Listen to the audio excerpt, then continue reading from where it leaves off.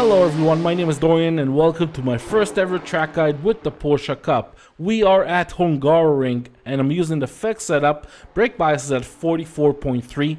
You really want to be careful with the fixed setup. It does snap under acceleration, but I feel like that's just the car. So I think it'd be pretty darn competitive on the open setup series as well. So keep that in mind. You can actually take advantage of it and race both series. Now I'm just going to show you guys a lap real quick and then we're going to take it corner by corner. If you enjoy it, leave a like, and if you want to see more videos like this, then consider subscribing to this channel. I'll see you guys on the track.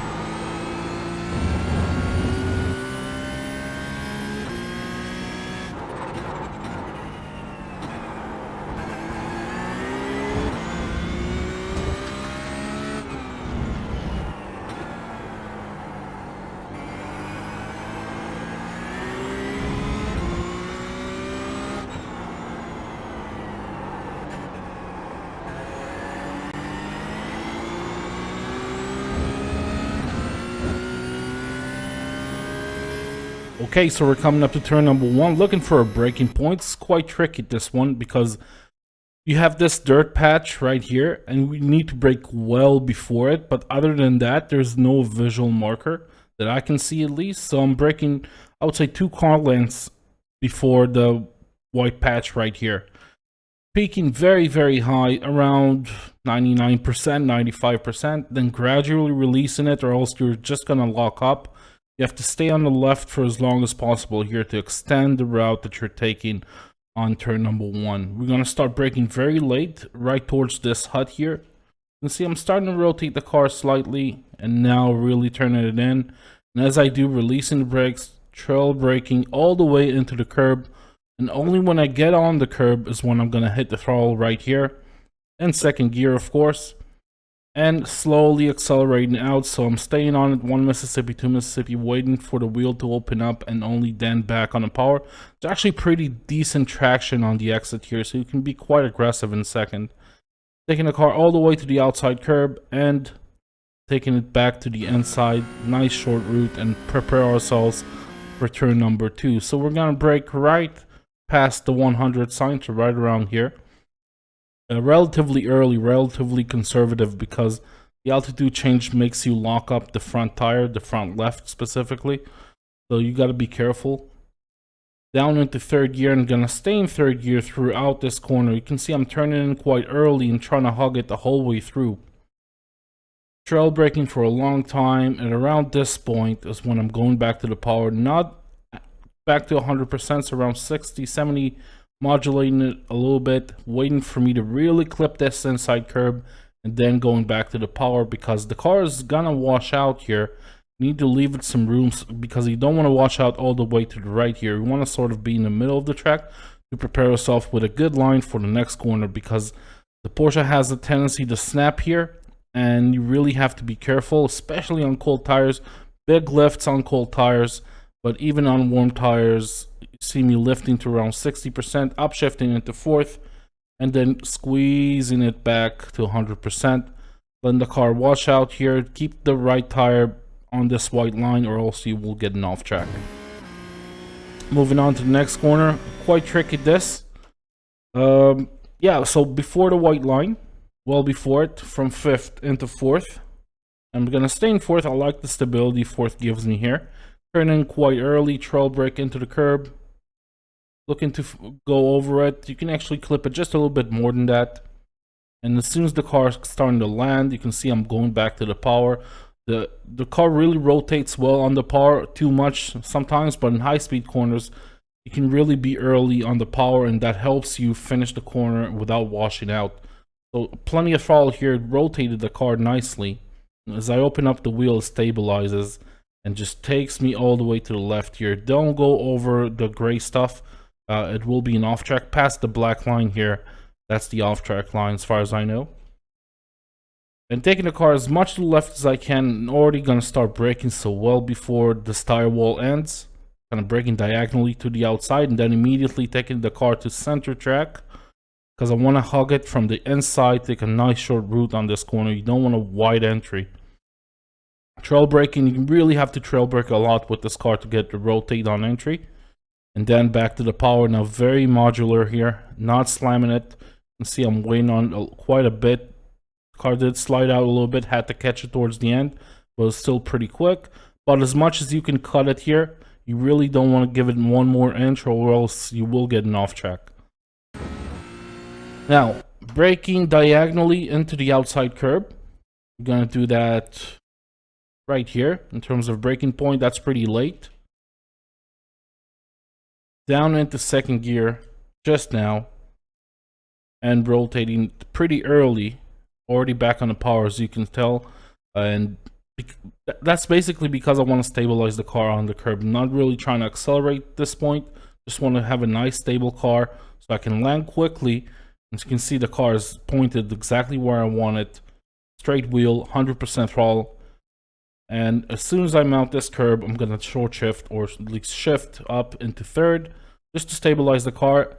It did help a little bit, but you can see I'm still catching the car. You can be a little too aggressive with it sometimes. It depends on how you catch that left apex, that second apex in that chicane. Now, 50% brakes. Again, no real visual marker. I'm just calling it like I see it. I'm looking at this apex. I'm trying to clip it late. So braking early, turning in late, and clipping this inside curb quite a lot, because I want my left tire to be right around here. You can see I'm already back on the power to stabilize the car. And I'm not washing out at all. I'm just hugging the outside for the next corner, because I want to open it up as much as possible. And now braking again, I would say, right around here, right before the yellow Pirelli sign. Trail braking, not a hard braking point at all, just trying to carry the speed into the mid corner. And because the car rotates so well on the power, look at how early I can go back on the power. It's just, you really have to be smooth about it, especially on this corner. But it will rotate the car as much as you ask for it, you know, so take advantage of that. Now up into fourth gear, I'm gonna take a short route here. It seems logical that you want to open up this corner a little bit more, but it seems to be no grip on the outside, and the car has a tendency to snap here anyways. So up into fourth, and then a lift towards the curb right before the car really wants to step out. That's going to keep you nice and tight and nice and smooth, and on the inside line here, which is what you want for the next corner. Again, taking compromises is really vital on this corner, in this track specifically. We have this little sign that could be a good braking point, so right after it, we're going to brake 40%, 50%, staying in fourth gear, turning in early, looking for the apex, and you can see how early I am back on the power. That's just because the car rotates so nicely. That's how it wants you to drive it. And yeah, that's what I did. Not at 100% right off the bat, just squeeze it nice and gentle. Don't let it wash out too much there. It's very easy to get an off track. You're gonna brake right at the 100 here to the outside curb. Very hard braking point, around 80-90% to the outside curb to open up this corner a little bit more. Down to third gear, and a little too early into second if you ask me, so I kind of killed the entry speed here a little bit. If you stay in third for a little while longer and only downshift into second, right towards the apex, right towards the inside curb, then you will get better entry speed and can still negotiate it well on the exit. But because I kind of killed the speed, my exit was very strong, so already back to 60-70%, back to 100 now. Let the car go all the way to the outside, keep the right tire on the white line again, and you're good. Coming up to the next one, and we got this shade, and we got the bridge. We're gonna brake right before we go under this bridge. Take the car to the outside, 50% pressure, not peaking too high at all. Trying to avoid the lockups or the over rotation that can occur on entry here as well. Down into second gear and just try to carry the speed on the inside line, just hugging this white line the whole way through. Back on the power at this point, 50%, just putting some weight on the rear, preparing the car for acceleration, opening up the wheel back to 100%, going all the way to the outside curb here. It's fine, you can take advantage of it, not a problem. And then immediately back to the left to open up the next corner. We're gonna start braking right before this hut here, so right around here I would say. And I want to turn in quite early, but not too early. I don't want to hug the inside line the whole way through. I want to sort of stay in the middle here. And you know, I'm still negotiating this corner. I'm still trying to figure it out. There seems to be a quick line on the inside the whole way through. There seems to be a really nice line for the exit if you take it super wide here. So you're gonna have to figure it out for yourself. It seems to balance itself out. So if you take a super wide line, you'll get a lot of exit speed, but you know, you'll lose a lot of time on entry and you'll be vulnerable for attacks. If you take the inside line, it's harder to negotiate the exit, obviously, but it will keep you safe in a race, and you can actually save a lot of time on entry here by keeping it nice and short on the inside. So I'm sort of trying to compromise it and take it from the middle. I'm not sure it's the right path yet. And going back to the power, you can see quite late. I'm just trying to hug it and open up the wheel, let the car wash out, squeezing it in. Don't slam the throttle on the exit here. And that will give us a 146.068. I hope you guys enjoyed this track guide. If you did, leave a like. And if you want to see more track guides like this, then subscribe to the channel. I have other videos as well, I promise. I'll see you guys in the next video. Bye-bye.